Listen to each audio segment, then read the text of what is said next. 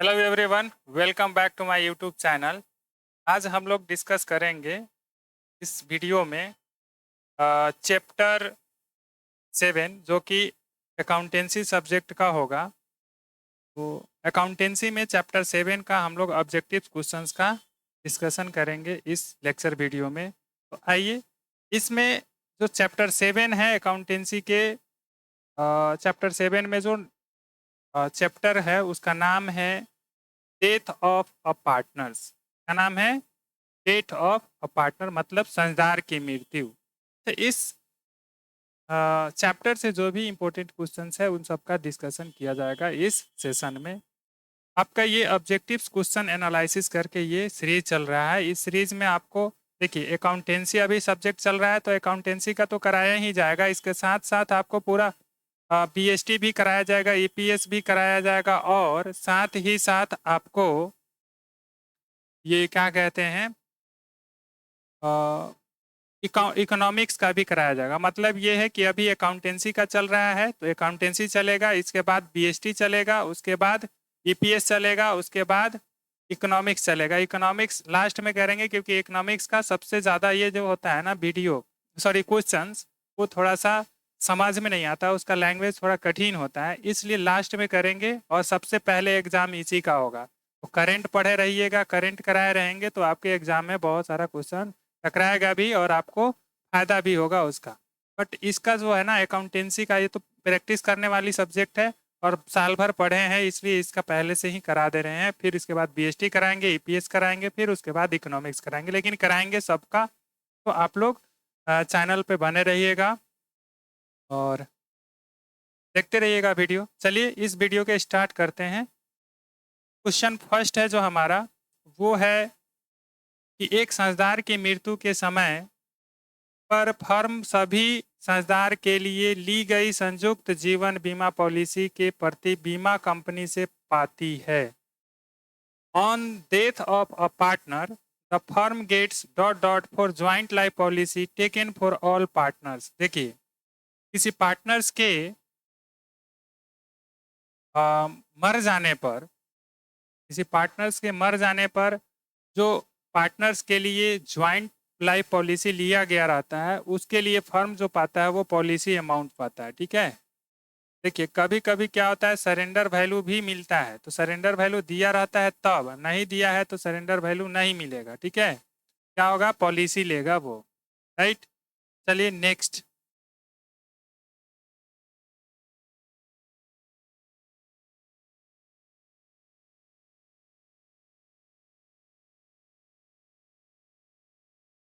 Next question है आपका 2। A B C साझेदार है जो लाभ हानि को डॉट डॉट के अनुपात में बांटते हैं। देखिए यहाँ पर जो अनुपात देना चाहिए वो दिया ही नहीं है, 3:2:1 होना चाहिए। ठीक, तो इसके अनुपात में वो बांटती है। और 1/3/2020 को सी की मृत्यु हो गई है। पिछले 4 वर्षों के लिए फर्म का औसत लाभ है 72,000। पुस्तक 31 दिसंबर को बंद की जाती है। मृत्यु की तिथि तक सी का लाभ का हिस्सा निकालिए। देखिए इसमें एक बहुत ही इंपॉर्टेंट रोल होता है कि इसका टाइम का। तो सबसे पहले ये 72,000 जो है ये पूरे ईयर्स का है। तो 72,000 में इसका निकालते हैं।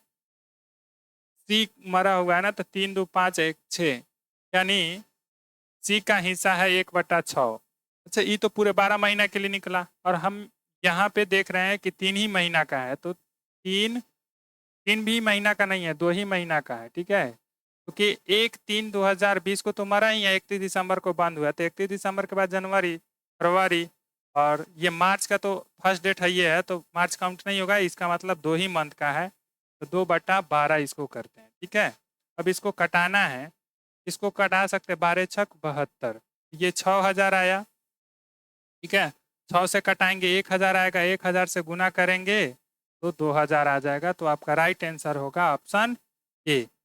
ठीक है, नेक्स्ट है क्वेश्चन नंबर 3। कर अ ब और स लाभ हानि का इतना अनुपात में बांटते हुए साझेदार है, स की मृत्यु हो जाती है और ख्याति का मूल्य 60,000 लगाया जाता है। मृत साझेदार के उत्तराधिकारी को ख्याति के निमित्त देय राशि होगी। अच्छा, यहाँ पर जो 60,000 दिया हुआ है ये गुडविल है, इसमें हिस्सा जो डिकीज पार्टनर है 3, 2, 5, 1, 6 यानी 1/6 है डिकीज पार्टनर का, तो 1/6 हम निकालेंगे, आ जाएगा हमारा 10,000। ठीक है, तो यही 10,000 उसको उसके उत्तराधिकारी को दिया जाएगा, तो राइट ऑप्शन सी हो जाएगा। नेक्स्ट क्वेश्चन है क्वेश्चन नंबर 4, कह रहा है कि X, Y and Z are partners. ठीक है, share profit and losses in the ratio of 5:3:2. They took a joint life policy of rupees 30,000 on the date of Y. What amount will be payable to each partners? कितना each partners को amount paid किया जाएगा? तो ये 30,000 को बांट दो भाई, किस रेशियो में? 5:3:2 के 5, 3, 8, 2, 10 यानी 3,000 हुआ, 15,000 और 9,000 और हाँ 3, 3, 6,000। तो इसमें कहीं है ही नहीं 15,000, देख लो कहीं भी नहीं दिख रहा है। यहाँ पर अमाउंट भी नहीं क्लियर किया है कि कितना है। ठीक है, एक्स, वाई, जेड है, 3 आदमी हैं, अपने लाभ हानि को बांटते हैं 5, 3, 2 में। ये ज्वाइंट लाइफ पॉलिसी लिए हुए हैं 3 लाख का। ठीक है, 3 लाख का लिए हैं, सॉरी 30,000 का लिए हुए हैं। Death of Y, what amount will be payable to each partner, प्रत्येक पार्टनर्स को कौन सा अमाउंट दिया जाएगा ये दिखाना है। ठीक है, 30,000 को हम लोग बांटते हैं, ये 30,000 है और 5, 3, 8, 2, 10 तो हो जाएगा 5/10 यानी 10 से कटाएंगे, एक 0 कट जाएगा, 3 पर से 15,000 होना चाहिए। ठीक है, और 3,000 फिर है और 3 से गुना करेंगे 9,000 होना चाहिए और 3 दूना 6,000 होना चाहिए। 15,000, 9,000, 6,000 इसके अकॉर्डिंग आना चाहिए जो अभी क्वेश्चन में दिख रहा है, राइट। बट ये तो दिखा नहीं है, क्लियर है नहीं, तो अब हम इसको छोड़ते हैं और नेक्स्ट वीडियो पर बात करेंगे कि उसका क्या होगा, क्योंकि इसमें क्वेश्चन ही अधूरा लग रहा है, तो इसको छोड़ा जाए, आगे बढ़ा जाए। नेक्स्ट 5 नंबर में है, कह रहा है कि M, L and A are partner sharing profit in the ratio of 9:4:3. They have taken a joint life policy of rupees 96,000. A dies, what is the share of A in the JLP amount? देखिए इसमें surrender value नहीं है, तो इसी का ए का amount निकाला जाएगा। ठीक है, तो 96,000 है, अब मरा है, चूंकि ए मर रहा है। ठीक है, एम, एल तथा ए है, तो 9, 3, 12, 3, 15 सॉरी 9, 4, 13, 3, 16 यानी 3/16 हो रहा है। अब 16 से कटाएंगे तो कटेगा क्या? 16 96, 18,000। आंसर हो जाएगा आपका option A. Next question number 6 कह रहा है कि in the event of death of a partner, the accumulated profit and loss are shared by the partners in whole profit sharing ratio. whole profit sharing ratio में ही बांटा जाएगा। ठीक है, next कह रहा है कि on the death of partner the amount of joint life insurance policy is credited to the capital account of, यानी ऑल पार्टनर्स इंक्लूडिंग द डिकेज पार्टनर, सभी पार्टनर्स के अकाउंट में क्रेडिट किया जाता है, राइट। नेक्स्ट कह रहा है कि 8 में क्वेश्चन नंबर 8 है, द एग्जीक्यूटर ऑफ डिकीज partner will be paid interest on the amount due from the date of death of partner till the date of payment, यानी पेमेंट के डेट तक 6% पर एनम इंटरेस्ट पाने का हकदार होता है वो। नेक्स्ट क्वेश्चन है क्वेश्चन नंबर 9 कह रहा है कि on the death of partner the remaining partner who have gain due to change in profit sharing ratio should compensated the डिकीज पार्टनर ओनली। का नाम है, सॉरी इस क्वेश्चन का नाम कि किसी साझेदार की मृत्यु पर शेष साझेदार जिन्होंने लाभ विभाजन अनुपात में परिवर्तन के कारण लाभ प्राप्त किया है क्षतिपूर्ति करेंगे। किसको क्षतिपूर्ति करेंगे? तो खाली डिकीज पार्टनर को नहीं, अगर चेंज हुआ है या कोई पार्टनर सेक्रीफाइस किया तो उसको भी पेड करना होगा। तो यहाँ पर राइट आंसर है ऑप्शन सी, यानी remaining partners who have sacrifice. नहीं, ये भी गलत है, सी भी नहीं होगा, क्योंकि दोनों को होना चाहिए। यहाँ शेष साझेदार जिन्होंने त्याग किया है और साथ ही मृतक साझेदार दोनों को कंपनसेट करेगा, तो राइट आंसर ऑप्शन बी होगा। ठीक है, नेक्स्ट क्वेश्चन है question number 10। B, C and D are partner sharing profit in the ratio 7:5:4. D died on 30 June 2021 and profit for the year 2020 to 21st were rupees 12,000. How much share in the profits for the period 1st April to 13 June will be credited to D's account? कहने का मतलब ये है कि D जो died हो रहा है वो उसका डिकीज पार्टनर है, उसका जो शेयर है प्रॉफिट में कितना होगा यही निकालना है। उससे पिछले वाले वर्ष का प्रॉफिट जो था 12,000 था, तो इसका डी का शेयर निकालेंगे 12,000 के आधार पर ही। 7×5=12, 4 यानी डी है 4/16। तो 4/16 को कटा दो तो 4 हो जाएगा, 4 से कटाओ 4 3 12, 3,000 हो गया। अब इन 3,000 में कितने मंथ का है, तो अप्रैल से 30 जून तक 3 मंथ्स होगा, अप्रैल मई जून, यानी 3/12 कर लो। तो 3/12 करेंगे तो 3 चौका 12, 4 से कटा दो, 4 7 28, 4 5 20, 750 हो जाएगा। तो राइट आंसर आपका ऑप्शन बी हो जाएगा। नेक्स्ट क्वेश्चन है question number 11। The amount due to the डिकीज partner is paid to his other friend wife executors. Executors को पेड करते हैं, कोई भी उसका एग्जीक्यूटर्स हो सकता है, जिसको वो चाहे बनाना वो उसका एग्जीक्यूटर्स हो सकता है। तो राइट आंसर आपका ऑप्शन डी होगा। देखिए हम थोड़ा सा फास्ट में इसलिए कर रहे हैं कि जिनका पहले से क्लास में मैं पढ़ा दिया हूँ क्लास में, तो जिसका प्रैक्टिस है वो केवल इसको रिवीजन करेंगे, और जिनको नहीं है उनके लिए भी हम थोड़ा फास्ट में ही कर रहे हैं। आई थिंक पूरे 1 ईयर में तो आप पढ़े ही होंगे, हमें नहीं लगता है कि आपको दिक्कत होना चाहिए, बस बने रहिए कंटिन्यू, और पूरा का पूरा क्वेश्चन होगा। इसके साथ साथ अकाउंटेंसी बीएसटी, अभी तो अकाउंटेंसी हो ही रहा है, बीएसटी ईपीएस यानी इंटरप्रेन्योरशिप और इकोनॉमिक्स का भी क्वेश्चन कराएंगे। तो चैनल पे बने रहिएगा, सब्सक्राइब कर लीजिएगा ताकि नोटिफिकेशन आता रहे, और अपने दोस्तों को भी शेयर करिएगा ताकि हमारा भी मोटिवेशन बने और हम वीडियो बनाते रहें, मेहनत करते रहें आप लोगों के लिए।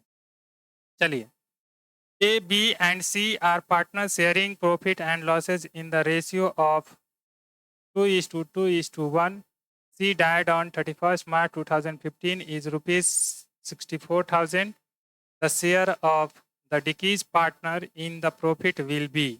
कहने का मतलब A, B और C साझेदार है जो अपने लाभ हानि को 2:2:1 के अनुपात में बांटते हैं। C की मृत्यु 31 मार्च 2021 को हो गई। 31 मार्च को समाप्त होने वाले वर्ष के लिए लाभ था 64,000। देखिए ये लास्ट डेट को ही डेट हो रहा है, तो अलग से इसमें कैलकुलेट करने की ज़रूरत नहीं है। तो सी का जो शेयर है वो 2,2,4,1,5 1/5 है। 5 से कटा दो इसको, 12×5 = 60, 8×5 = 40, यानी 12,800 इसका राइट आंसर हो जाएगा। नेक्स्ट क्वेश्चन है 13, कह रहा है कि JLP of the partner is account, मतलब कौन सा अकाउंट है, personal account, sorry nominal account, personal account, liability account, asset account. तो ये पर्सनल अकाउंट होता है। ठीक है, जेएलपी जो होते हैं साझेदारों की संयुक्त जीवन पॉलिसी एक खाता है JLP account, sorry personal account. Next question है 14 कि joint life policy amount received by A firm distributed in. देखिए ज्वाइंट लाइफ पॉलिसी का जो अमाउंट रिसीव्ड होता है उसको डिस्ट्रीब्यूटेड किया जाता है किस रेशियो में, तो old sharing ratio of partner, partner के पुराने अनुपात में। नेक्स्ट क्वेश्चन है 15, ए, बी एंड सी कितना के अनुपात में लाभ विभाजित करते हुए साझेदार है 3 लाख की संयुक्त जीवन बीमा पॉलिसी ली थी। चिट्ठे में इसका समर्पण मूल्य यानी सरेंडर वैल्यू दिखाया गया, तो सरेंडर वैल्यू घटा दो तो आ जाएगा 2,10,000। सी की मृत्यु हो जाती है पॉलिसी में, प्रत्येक साझेदार का हिस्सा निकाल दो, तो 2,10,000 को बांट दो इसके रेशियो में। तो 2,10,000 को बांटोगे तो 3 2 5 1 6, 6 से इसको कटाओ तो 6 से कटाओगे ना तो 6 × 3 = 18, 3 18 3 6 5 30, ये लगभग 35,000 आ रहा है। 35,000 को 5 से गुना करो तो कितना आ जाएगा? 5 तिहाई 15 25, 5 तिहाई 15 2 17। गड़बड़ हो रहा है क्या? 3 से न करना है। 3 पचे 15, 3 तिहाई 9 1 10, 1,05,000। तो 1,05,000 इसमें पहला में कौन है? ये है, तो यही आंसर हो जाएगा। ठीक है, ऑप्शन ए सही है आपका। नेक्स्ट क्वेश्चन है 16। कह रहा है X, Y and Z are partners profit in the ratio 7:5:4 on the 30th June 2021. Z died and profit for the year ending 31st March 2021 were rupees 2,40,000. How much share in profit for the period 1st April to 30th June 2021 will be credited to Z accounts, assuming the profit occurred evenly throughout the year? ये माना जाएगा कि पूरे वर्ष भर में profit एक ही जैसा हुआ है, तो 2,40,000 के बेस पर ही निकालो। 240,000 के बेस पर, 240,000 के बेस पर निकालोगे तो इसका जो रेशियो होगा, कौन मरा है यहाँ पर देख लो। 30 जून 2021 को किसका मृत्यु हो गया है? तो इसमें तो नहीं दिया हिंदी में, लेकिन इंग्लिश में दिया हुआ है कि जेड डाइड कर रहा है। ठीक है, जेड की मृत्यु हो गई है, यहाँ जेड होनी चाहिए। ठीक, तो जेड की मृत्यु हो गई है, 2,40,000 उसका प्रॉफिट है। अब जेड है तो ये लास्ट वाला है, तो 7 5 12 4 16, 4/16 हो जाएगा। इसको कटा लो तो ये हो जाएगा 4 चौका 16, 4 से कटा 4 छक 24, यानी 60,000 हो जाएगा। अब 60,000 का क्या करना है? ये तो आ गया इसका हिस्सा, पूरे वर्ष भर का आ गया। तो वर्ष भर का तो है नहीं, ये अप्रैल से जून तक है, 3 मंथ्स है, तो 3/12 हो जाएगा। इसको कटा लो तो ये कट जाएगा, 3 चौका 12, 4 से कटा लो 15 चौका 60, यानी 15,000 इसका राइट आंसर हो जाएगा। नेक्स्ट क्वेश्चन है आपका 17 नंबर। किसी समझदार की मृत्यु होने पर उसको दे पूरी राशि किसके पूंजी खाते में हस्तांतरित की जाएगी? तो उसके उत्तराधिकारी के खाते में की जाएगी, यानी उसका जो एग्जीक्यूटर्स होगा उसके अकाउंट में। राइट, तो राइट ऑप्शन आपका सी होगा। नेक्स्ट क्वेश्चन है 18 नंबर। साझेदार की मृत्यु पर अंतिम भुगतान होता है on the death of partner in a form, final payment are made through executors account, उसके एग्जीक्यूटर्स अकाउंट के थ्रू उसको पेमेंट करते हैं। Next question is 19।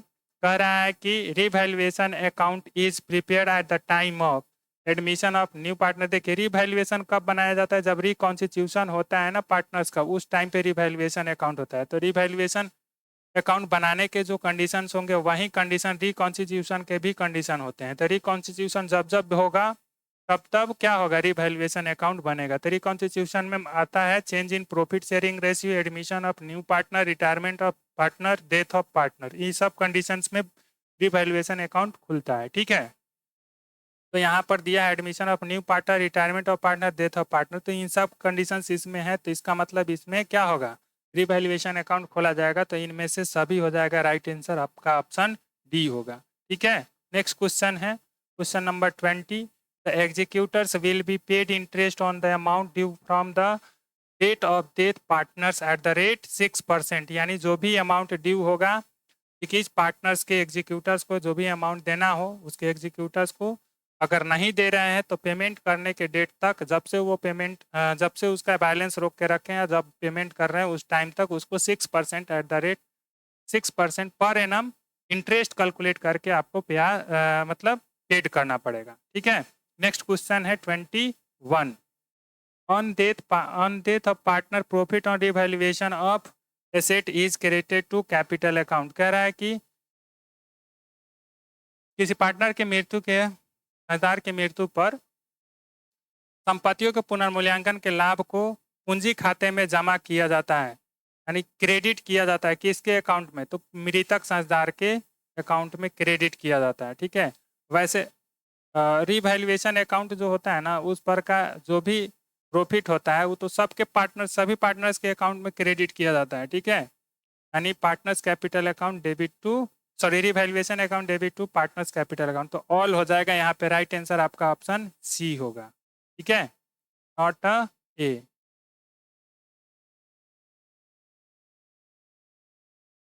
तो आपका राइट आंसर आप ऑप्शन सी हो जाएगा, सभी पार्टनर्स के खाते में। एक बार ध्यान से फिर एक बार पढ़ लीजिए। किसी साझेदार की मृत्यु पर संपत्तियों के पुनर्मूल्यांकन के लाभ को पूंजी खाते में जमा किया जाता है। क्या किया जाता है? तो ऑल पार्टनर्स के पूंजी खाते में जमा किया जाता है। ठीक है, नेक्स्ट क्वेश्चन है क्वेश्चन नंबर 22। उत्तराधिकारी को साझेदार की मृत्यु की तिथि से देय राशि पर निम्न में से किस दर से ब्याज चुकाया जाएगा? तो 6% पर एनम के रेट से ब्याज चुकाया जाता है। नेक्स्ट क्वेश्चन है 23। कह रहा है एक साझेदार की मृत्यु के समय लाभ या हानि के निर्धारण के लिए तैयार किए जाने वाले खाते को कहा जाता है। क्या कहा जाता है? तो रीवैल्यूएशन अकाउंट कहा जाता है। ठीक है, कौन सा account? Revaluation account. Next question है कि एक साझेदार की मृत्यु की दशा में स्थिति विवरण में प्रदर्शित कर्मचारी भविष्य निधि को दिखाया जाएगा। कहाँ दिखाया जाएगा? कैपिटल अकाउंट में। कैपिटल अकाउंट में liability side of the new balance sheet, asset side of the new balance sheet. तो जो भी पीएफ होता है, पीएफ क्या होता है? प्रोविडेंट फंड होता है, वो इम्प्लॉय के लिए या पार्टनर्स के लिए रखा जाता है। तो ये ज़्यादातर जो है ना, ये इम्प्लॉय पीएफ जो होता है ये इम्प्लॉय का होता है, पार्टनर्स का तो होता नहीं है। तो ये पीएफ फंड जो भी होगा, तो फंड जो भी होता है उसको कहाँ दिखाते हैं? उसको लाइबिलिटी साइड में दिखाते हैं। तो नया जो बैलेंस शीट बनेगा ना, उसमें हम बैलेंस शीट के लाइबिलिटी साइड में शो करेंगे पीएफ फंड। पीएफ किसका होता है? इम्प्लॉय का होता है, पार्टनर्स का नहीं होता है। ठीक है, तो मरे या कुछ भी करे, अगर नया बैलेंस शीट बन रहा है तो उस बैलेंस शीट में पीएफ को दिखाया जाए। नेक्स्ट क्वेश्चन है क्वेश्चन नंबर 25। कह रहा है कि in case of death of partner during the accounting year the profit of the interim period is calculated on. किस बेस पर किया जाता है? मतलब कोई पार्टनर मर जाता है बीच में ही, तो उस दशा में किस बेस पर अमाउंट का कैलकुलेशन किया जाता है? तो टाइम या सेल के बेस पर किया जाता है। तो राइट आंसर आपका ऑप्शन डी हो जाएगा। क्वेश्चन नंबर 26 कह रहा है कि एक्स वाई एम जेड लाभ हानि कितना के अनुपात में बांटते हैं? जेड की मृत्यु हो जाती है, एक्स और वाई का नया लाभ। देखिए ये जो है ना शेयर में निकाल के दिया, तो इसको रेशियो में करेंगे तो 1:1:1 होगा। और मर जा रहा है कौन? ये जेड मर जा रहा है, तो इसको खत्म कर दो तो बच गया 1:1। तो आपका जो शेयर होगा वो 1/2 होगा। तो आपका राइट आंसर ऑप्शन बी हो जाएगा। ठीक है, नेक्स्ट क्वेश्चन है 27 नंबर। साझेदार की मृत्यु होने पर शेष साझेदारों के मध्य मृत साझेदार के ख्याति के हिस्से को अपलिखित किया जाता है। On death of partner share of goodwill of the डिकीज partner is written off among remaining partners in their. देखिए कहने का मतलब है कि साझेदार की मृत्यु होने पर साझेदारों के मध्य मृत साझेदार के ख्याति के हिस्से को अपलिखित किया जाता है, तो उनके गेनिंग रेशियो में। किसके रेशियो में? गेनिंग रेशियो में। तो राइट आंसर आपका ऑप्शन सी होगा। क्वेश्चन नंबर 28 कह रहा है कि X Y Z are the partner sharing profit in the ratio 2:1:1। Firm has joint life policy by 1,20,000 and in the balance sheet it is appearing at the surrender value that is 20,000 on the death of X. How this JLP will be distributed among the partners? ध्यान से देखिए, 1,20,000 का है, इसका surrender value 20,000 है, तो remaining value कितना हो जाएगा? यानी बैलेंस 1 लाख होगा। 1 लाख को आप बांट लो। किस रेशियो में बांटोगे? तो जो ओल्ड रेशियो होगा वही, यही है ओल्ड रेशियो। कटाएंगे 4 से कटाएंगे तो 25,000 आएगा।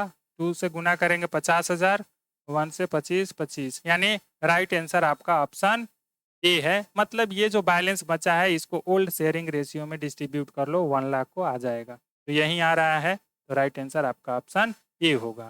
नेक्स्ट क्वेश्चन है 29।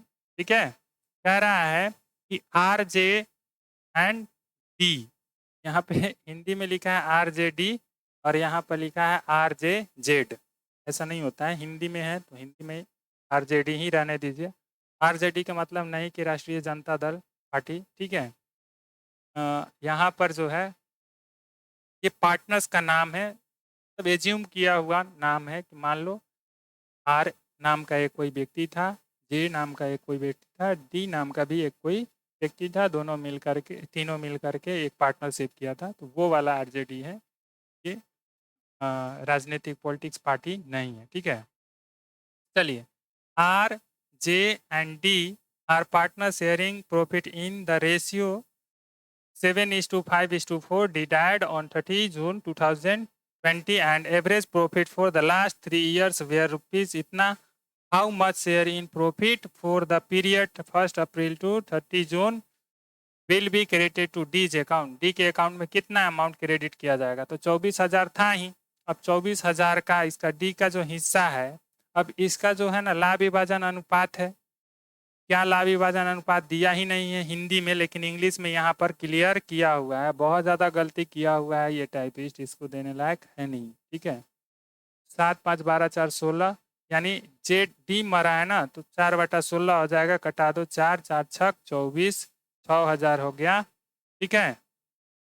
अब ये 6,000 में हिस्सा में कर रहा है जून तक, तो ये 3 मंथ का है, तो 3 से कटाओ 3 चौका 12, 4 से कटाओ 4 5 15 यानी 1500 राइट आंसर होगा इसका. नेक्स्ट क्वेश्चन है, इसमें बीमा पॉलिसी के समर्पित मूल्य से अर्थ उस मूल्य से है, यानी surrender value of an insurance policy means the value which is received on death of partner. नहीं, which is received before the due date of the policy. Which is received before the due date of the policy, जो policy के दे होने पर प्राप्त हो. नहीं, यहाँ हिंदी में लिखा है बिफोर, यहाँ पर लिखा है कुछ और हिंदी में. यहाँ पर है which can be received before the due date of the policy, जिसको पॉलिसी के ड्यू डेट से पहले भी रिसीव किया जा सकता है, उसको कहते हैं. तो राइट आंसर आपका ऑप्शन सी हो जाएगा, ठीक है. हो सकता है, इसमें सीधे कह रहा है कि प्राप्त हो, तो होता नहीं है, कोई ज़रूरी नहीं कि हो ही जाए, तो हो भी सकता है, नहीं भी हो सकता है, इसलिए सी सही रहता है, ठीक है. नेक्स्ट क्वेश्चन है, किसी साझेदार के मृत्यु पर उसके उत्तराधिकारी को संबद्ध अवधि के लिए मृत साझेदार के लाभ का भाग चुकाया जाता है. इस भुगतान का लेखा P profit and loss dot dot में किया जाता है. तो एडजस्टमेंट में नहीं किया जाता है, इन्वेस्टमेंट में सस्पेंस में किया जाता है. Profit and loss suspense account आपको पढ़ाए भी थे लेक्चर में कि जब भी डेथ होता है ना, तो उसके लिए डेथ तो किसी भी टाइम हो जाता है, ना तो ईयर एंड होने पे होता है और ना ही ईयर स्टार्ट होने पे होता है. वो बीच में कभी भी हो सकता है, उसका कोई लिमिट नहीं होता. अगर मान लो बीच में हो गया तो उस समय तो पूरा प्रॉफिट पता नहीं रहता है, इसलिए पीएल सस्पेंस अकाउंट ओपन कर लिया जाता है, ठीक है. तो पीएल सस्पेंस अकाउंट में से ही दिया जाता है प्रॉफिट. राइट आंसर आपका ऑप्शन सी है. नेक्स्ट क्वेश्चन है 32 में कह रहा है कि भाई यदि फर्म की कुल संपत्ति 3,25,000 है और 45,000 लाइबिलिटीज है, तो उसका कुल पूंजी कितना हो जाएगा? माइनस कर लो. 3,25,000 में से आपको माइनस कर लेना है 45,000, तो आ जाएगा आपका 280,000. तो यही आंसर होगा आपका, ठीक है. अब 280,000 है ऑप्शन बी में, तो राइट आंसर आपका ऑप्शन बी ही होगा. नेक्स्ट क्वेश्चन है, नेक्स्ट क्वेश्चन है ही नहीं. आज के लिए इतना ही, मिलते हैं फिर नेक्स्ट वीडियो में. तब तक के लिए बाय.